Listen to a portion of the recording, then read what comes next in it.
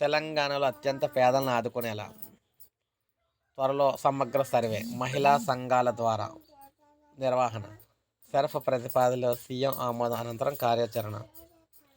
తెలంగాణలో అత్యంత పేదరికంలో జీవిస్తున్న కుటుంబాలను ఆదుకోవడానికి కేరళ తరహాలో అడుగులు వేయాలని రాష్ట్ర ప్రభుత్వం నిర్ణయించింది. ఈ క్రమంలో బడుగు జీవుల గుర్తింపు, వారి అవసరాల అంచనా, ప్రణాళిక రూపకల్పన బాధ్యతలను గ్రామీణాభివృద్ధి శాఖ మంత్రి సీతక్క రాష్ట్ర పేదరిక నిర్మూలన సంస్థకు అప్పగించింది.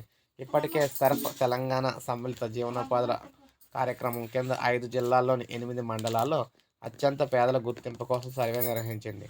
8,000 కుటుంబాలను గుర్తించింది. అదే తరహా రాష్ట్ర వ్యాప్తంగా అత్యంత నిరుపేద కుటుంబాల ఎంపిక ప్రక్రియ ప్రజా భాగస్వామ్యంతో నిర్వహించేలా నమూనా సర్వే ప్రతిపాదన సిద్ధం చేసింది. వాటికి మంత్రి సీతక్క ఆమోదం తెలపగా సీఎం రేవంత్ రెడ్డికి సమర్పించారు. ఆయన ఆమోదం తర్వాత సర్వే ప్రతిపాదన ప్రారంభమవుతుంది. సో ప్రజల సమక్షంలో భారీ భాగస్వామ్యంతో ప్రతి గ్రామంలో మహిళా సంఘాల సభ్యులు గ్రామాల్లో చిన్న అన్ని వీధులను కాలినడకన సందర్శిస్తారు. అనంతరం పంచాయతీ కార్యాలయం వద్ద గ్రామ చిత్రపటం వేస్తారనమాట. పెద్ద గ్రామాలు అయితే 2-3 చోట్ల వేస్తారు. పట్టణంలో ప్రజలు నివసిస్తున్న ఇల్లు స్వరూపం అంటే భవనం పక్క కచ్చ ఇల్లు, గుడిసెలు, బొమ్మలు ఉంటాయి. స్థానికుల సమక్షంలో ఏ ఇల్లు ఎవరు ఉంటున్నారో తెలిపేలా కార్డులపై రాసి ఆ ఇళ్ల బొమ్మలపై పెడతారు. ఆ ఇళ్లలో జీవిస్తున్న వారి సామాజిక స్థితిగతుల వివరాలను కార్డులో నమోదు చేస్తారు. తర్వాత అందరి సమ్మతితో అత్యంత పేద కుటుంబాల ప్రాథమిక జాబితాను సిద్ధం చేస్తారు. అనంతరం ఆయా కుటుంబాల వద్దకు నేరుగా వెళ్లి వివరాలు నమోదు చేస్తారు. తుది జాబితాపై మహిళా సంఘం సమావేశం చర్చించి తీర్మానం చేస్తారు. ఎంపిక ప్రక్రియలో సందేహాల నివృత్తికి 2011 జనగణన, తెలంగాణ సమగ్ర కుటుంబ సర్వే పరిశీలిస్తారు. గ్రామ పరిధి, జనాభాను బట్టి క్రింది 3-5 రోజుల పాటు అయితే సర్వే ఉంటుంది. పకడ్బందీగా ధృవీకరణ అయితే చేస్తారనమాట. గ్రామ స్థాయిలో రూపొందించిన జాబితాను మండల సమైక్యకు పంపిస్తారు. ఆ సమైక్య నుంచి నలుగురు ప్రతినిధులు వచ్చి జాబితా ఆధారంగా ఇళ్లను మరోసారి తనిఖీ చేస్తారు. ఆయా కుటుంబాల జీవన స్థితి, ఆర్థిక పరిస్థితి, ఆహార భద్రత, ఆహార వనరుల గురించి తెలుసుకుంటారు. అనంతరం గ్రామస్తులతోనూ మాట్లాడి ధృవీకరించుకుంటారు. ఒకవేళ కుటుంబం తాత్కాలికంగా వలస వెళ్తే వారి వివరాలను ఇరుగు పొరుగు వారిని అడిగి తెలుసుకుంటారు. ఎవరైనా అభ్యంతరాలు చెబితే వాటిని పరిగణలోకి తీసుకుంటారు.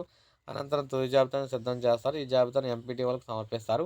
వారు సైతం గ్రామ కార్యదర్శుల ద్వారా మరోసారి పరిశీలింపజేసి జిల్లా గ్రామీణాభివృద్ధి సంస్థ అధికారులకు అందజేస్తారు. వారు కలెక్టర్కు సమర్పిస్తారు. కలెక్టర్ పరిశీలించి అధికారికంగా ప్రకటించాక ఎంపిక ప్రక్రియ పూర్తవుతుంది. అభ్యంతరాలకు అవకాశం కూడా ఇస్తారు.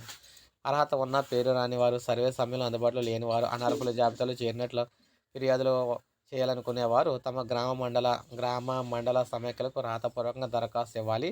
అన్ని మండల సమైక్యలు పరిశీలించి తుది నిర్ణయం తీసుకుంటాయి. ఇక అర్హుల గుర్తింపునకు ప్రామాణికాలు ఏంటంటే అత్యంత నిరుపేదల ఎంపికలో ఎస్సీ, ఎస్టీ, ముఖ్యంగా ఆదిమ తెగలు, చెంచులు, కోలం, తోటి, జోగిని కుటుంబాలకు ప్రాధాన్యతనిస్తారు. సొంత ఇల్లు, స్థలం లేనివారు, మట్టి గోడలతో ఒకే గది ఇంట్లో నివసిస్తున్నవారు, సాగు భూమి లేని, స్థిర ఆదాయం రాని, రోజువారీ కూలీపై ఆధారపడి బతికేవారు, సాగుకు పనికిరాని బీడు భూమి మాత్రమే ఉన్నవారు, భర్త చనిపోయినా, విడిపోయినా, ఒంటరిగా జీవిస్తున్న మహిళలు, ఏ ఆసరా లేని వృద్ధులు, ట్రాన్స్జెండర్లు, చెత్త సేకరించేవారు, పారిశుధ్యం పనులు చేసేవారు, క్యాన్సరు, టీబీ వంటి దీర్ఘకాలిక వ్యాధులతో బాధపడేవారు, 18 ఏళ్లు దాటినా పని చేయలేని స్థితిలో దివ్యాంగులు, బాల కార్మికులు ఉన్న కుటుంబాల వారు, బతుకు తెరువు కోసం తాత్కాలికంగా ఇతర ప్రాంతాలకు వలస వెళ్ళేవారు, పై పరిస్థితులున్న బీసీ, ఓసీ కుటుంబాలను కూడా పరిగణలోకి తీసుకుంటారు. ఇక ఈ సౌకర్యాలు ఉంటే అనర్హులన్నమాట.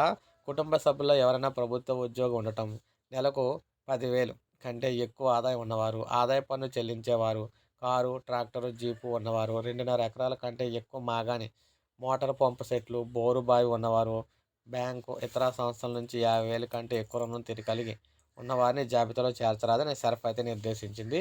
వీరికి తర్వాత భారీగా ఒక్కొక్కరికి డబ్బులు అయితే ఇచ్చి సాయం చేస్తారనమాట.